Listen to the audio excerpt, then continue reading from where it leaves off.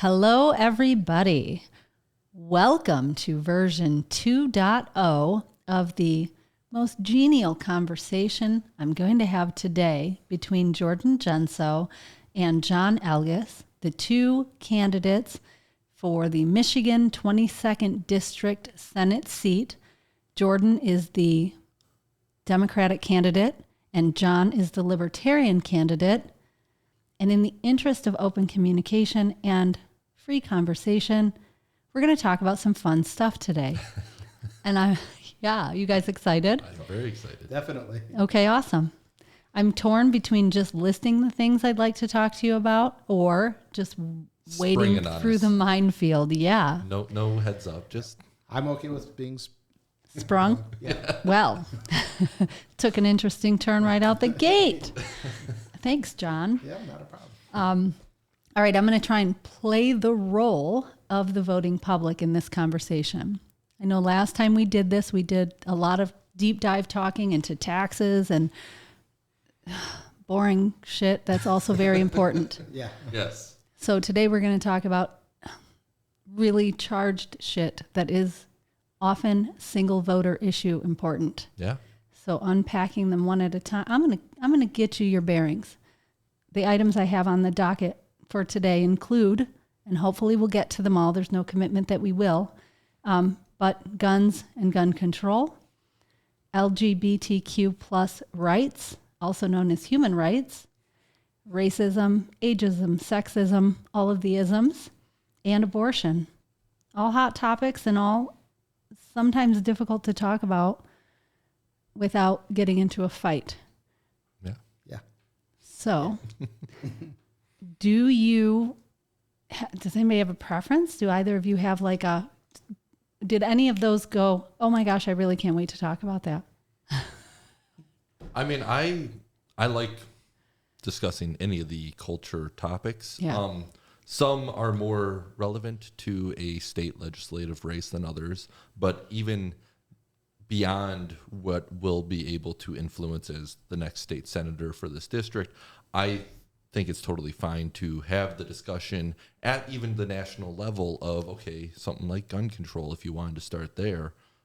I do want to start there. And I'd like to, if we could, as we talk about these things, make sure and talk about them from a concept standpoint, and then, if possible, an actionable standpoint in the seat if you should win. Yeah. Because they're different. Oh, yeah. Yeah. Okay. So let's start with guns. I feel like we should have a coin toss. John, do you want to go first? Do you want to try and tackle the guns from a concept standpoint? Well, I can unless Jordan wants to go first. No, you can go. Okay. Yeah. I tend to have a very conservative outlook on things. So when you talk about things like guns, I tend to want to err on the side of more freedom. So, say a nonviolent felon. I would like a nonviolent felon to, someone who may have smoked, let's say, weed in the past and got arrested for it. Well, why can't he own a gun? So I would err on the side of give them more freedom and let them choose if they want to own a gun or not for defense purposes or to hunt or whatever they need it for. I'm not the one that should be able to control that. Okay. So, that's kind of how I look at things, if you understand what I'm trying to say. I think so. So you would be, and I'm going to add to what you said, hopefully not inappropriately. So for violent felons, whatever is in place today you're comfortable with, but maybe modifying for nonviolent felons only, the right to own. I would actually I would want to take a look at how to reform those gun laws so that we can, so when they're done with their sentence or whatever the crime is, yeah, I wouldn't have a problem with them owning a gun, but I don't think that was, honestly, I don't think that's practical in today's day and age. Okay. So I would try to reform that, but that wouldn't be a top priority. Got it. on the radar if we're having a conversation about it, but Yes. maybe not taking that. I wouldn't be taking a lead or trying to push anything through on that. Understood. Out of practical sense. So from a implementation standpoint, maybe not so much on your radar. Right. Okay. That was crystal clear. Jordan, how about you and guns? Okay. So the way I look at the Second Amendment in general is I am a supporter of the Second Amendment in its stated purposes or design to enable the citizenry to be able to defend themselves. I think, though, that when it comes to firearms, they are designed in a variety of ways for a variety of purposes. And some of those purposes are hunting or defense. Some of them are not for hunting or defense, but more for combat purposes. There's a reason why the military uses one firearm rather than another. Yeah. Now, I'm not trying to argue with Oh, you, yeah. but I am the general voting Yes. public here. Would not a combat weapon be considered also a defense weapon in a certain circumstance? If you're defending yourself against your government, Okay. a tyrannical turn, and I'm not saying that I have a horse in this race, Right, but in a hypothetical scenario where you feel that you need to defend yourself against this tyrannical United States government, wouldn't you need those weapons too? Wouldn't you, in fact, only have a shot of winning with those weapons? I do not believe that the Second Amendment protects our rights to take on the government. Got it. I think that that is outside the scope of the purpose of the Second Amendment. Got it. And not to sidetrack us too much, but okay. you know, We love rabbit trails. All yes. three of us do. Let's go. I think it's fun to look at the Second Amendment in relation to the Third Amendment. Now, most people have no idea what the Third Amendment is. Clearly, I don't. Yeah. Go. It's that whether or not the government can force you to house soldiers in your home during peaceful times. Mm-hmm. Totally random constitutional amendment that has no applicability to us today. But the question is, why is it there? And I say it's there for the same reason the Second Amendment is there, because when these amendments were being written, they were drawing on recent history as examples of, okay, these were things that occurred recently. These are things we don't want the federal government to be able to do. Therefore, we're going to write these constitutional amendments to prohibit the federal government from doing it. Leading up to the Civil War or the Revolutionary War, you had the British monarchy forcing the colonial people to house British soldiers in their homes. And that was something that even, in 1789, about 12 years later, there was still bad blood about all of that. And that was something that, okay, the people writing the Bill of Rights, they felt strongly enough like, yeah, we can't allow our federal government to be doing that. Likewise, with the Second Amendment, where it talks about how you have a well-regulated militia and their right to keep and bear arms shall not be infringed. There are stories of what was happening back then. General Washington, I believe it was in New England somewhere, where he's fighting the British. And then after the battle is done, he's going to take the Continental Army with him south. And the militia members that were fighting alongside the Continental Army, they were going to be just going back to their farms and going back to their lives while the regular, army then moved on. General Washington had the militia present their arms and then confiscated their weapons in order to supply the Continental soldiers because they were so undersupplied. That is the sort of incident that is fresh in the minds of the people writing the Bill of Rights. Like, hey, here the army just confiscated the militia. This is like a newly divorced woman saying, I'm not going to go on a date with another alcoholic because that guy was a drunk. Right, yeah. Right? Something? Yeah. Okay. You're drawing on your recent past to try to then make rules as to what you're going to prohibit occurring again in the future. So that's why, just like why this Third Amendment is there, that's why the Second Amendment is there, is because you have those examples of militia members having their firearms confiscated. Well, hypothetically, you weren't there, but it's hypothetically, not to be a jerk. Yeah. But okay, so conceptually, Yes. you support the Second Amendment as stated for defense purposes, Yes. people's right to bear arms. The conversation sounds like it's around what is considered arms that are protected. Yes. That I would say that I have a distinction between, not all firearms are equal in my view. Yeah, and it is my opinion is if the government can own it, I should have the right to own it as well. So no distinction between...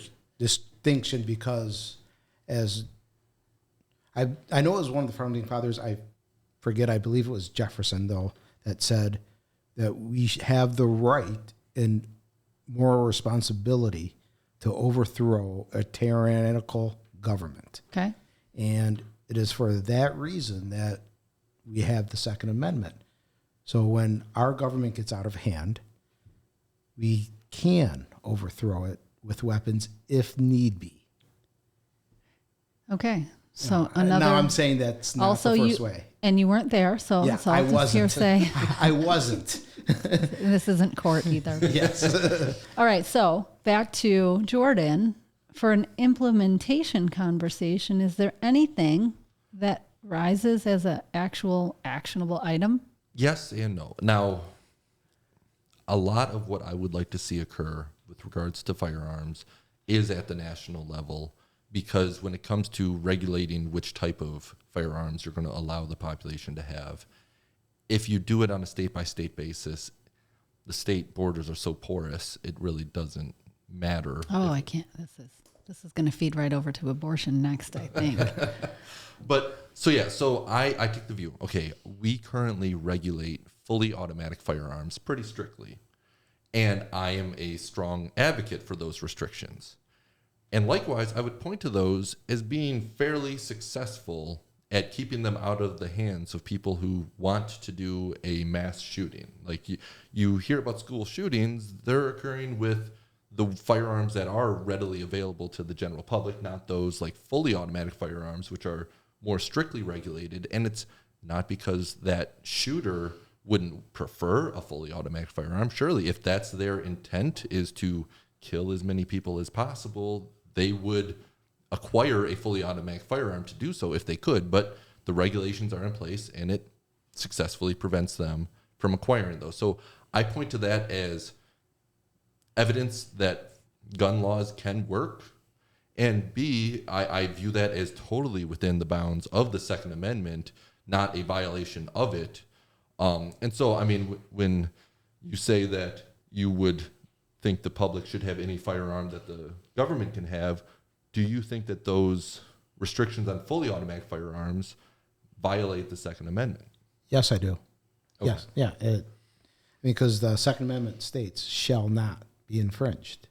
So any law restricting it, in my view, is infringing on that right. So it's a literalist view. Okay. And what do you think the outcome would be if fully automatic firearms were as readily available as all others? Well, I think... And how far do we want to go down this what do you think would happen if path? Like seriously, because... Okay. I mean, and I'll just kind of, and I'll say this. I think that, some people try to, or those prone to mass murdering, or probably would buy those guns to try to do that. But if you have a well-armed citizenry, which we have here in the United States, and they're allowed to carry their guns where they need to be, they're also the good guy has a gun and can take care of potential for self-regulation. Right. Understood. Okay. So one area of implementation, though, that I would be very interested in putting forward that A, could be done at the state level, B, I think would be fairly common ground. We currently have restrictions in place on who can obtain alcohol. Mm-hmm. Minors are not allowed to possess alcohol. Right. And if you or I or any of us were to give alcohol to a minor, we as the supplier would be committing a crime. Right. Yes. I don't see any reason why the same should not occur if I'm giving a firearm to somebody who could not legally possess a firearm. Is that not the case already? I am not committing a crime if I just say that I didn't know that this person can't have a firearm and I sold them a firearm off eBay or whatever. So to go back to John's example, if we had I guess you referenced what did you say? The violent felon, the one who's currently regulated. You're saying right now, if I gave a violent felon who can't have a weapon, I'm not committing a crime. The government, that's interesting. Yeah, they would have to argue that you knew that he was a violent felon that couldn't obtain it. Interesting. And I don't see any justification for that current status quo. And that can be handled on a state-by-state basis right now. I mean, I believe our state government could, just in the state of Michigan, any firearm transactions or just transfers, doesn't even have to be a sale. If you supply a firearm to somebody and they can't legally possess it, you as the supplier should be criminally liable, just as if it was alcohol and you're providing it to a minor. I think that should be common ground. Do you agree with that, John?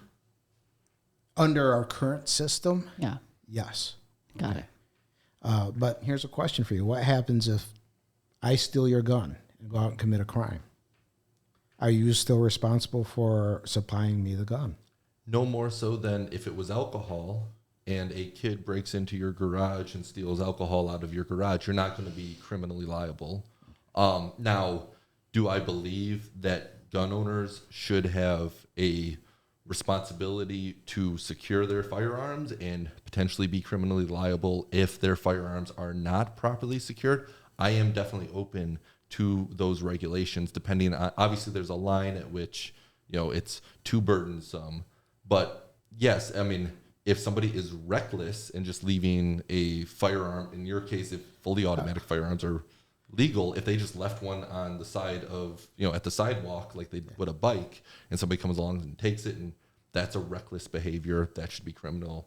So, I mean, there's a line to draw. Oh, the lines get so wiggly so quickly, though, Yes. don't they? Yeah, and most gun owners, I'd say 99+% are responsible with their guns anyway. So, I understand that my example is probably not going to happen. More than likely. Well, the extreme examples are where you can make really clear points. So Yes. I'm a fan. Yes. I'm a fan. Okay. So any last words, untapped bits that you have, either of you, about guns? No, You are for more restrictions and... I would like to see the federal government. Okay. Yep. When I think of the assault weapons ban Yes. in the 90s, I look back at that and I don't think, oh, wow, that was some dystopian hellscape of the government being too oppressive, and like we weren't under tyranny back then. That being allowed to lapse, I think that was a mistake, allowing that assault weapons ban to lapse. And so I would like to see at the federal level them reinstate something that targets those firearms that are designed for offensive purposes, for military combat. Yes, in theory, anybody could use that weapon for defensive purposes, but you or I, we don't need a firearm that can take on 12 enemies that are out to kill us. No, we just need a shotgun. We need something that can properly be used to defend our property and not need to kill Clearly, multiple. you have not seen Walking Dead. But so I would like to see the federal government treat firearms designed for combat the same way they treat fully automatic firearms. That's my position at the federal level. At the state level, yes, a responsibility for anybody supplying a firearm, do a background check. If you do a background check on the person you're giving a firearm to and they pass the background check, you have absolved yourself of any liability if for some reason that background check was inaccurate. John, do you want to summarize your position? I say more guns for more people and we'll have a safer country. Understood. Okay.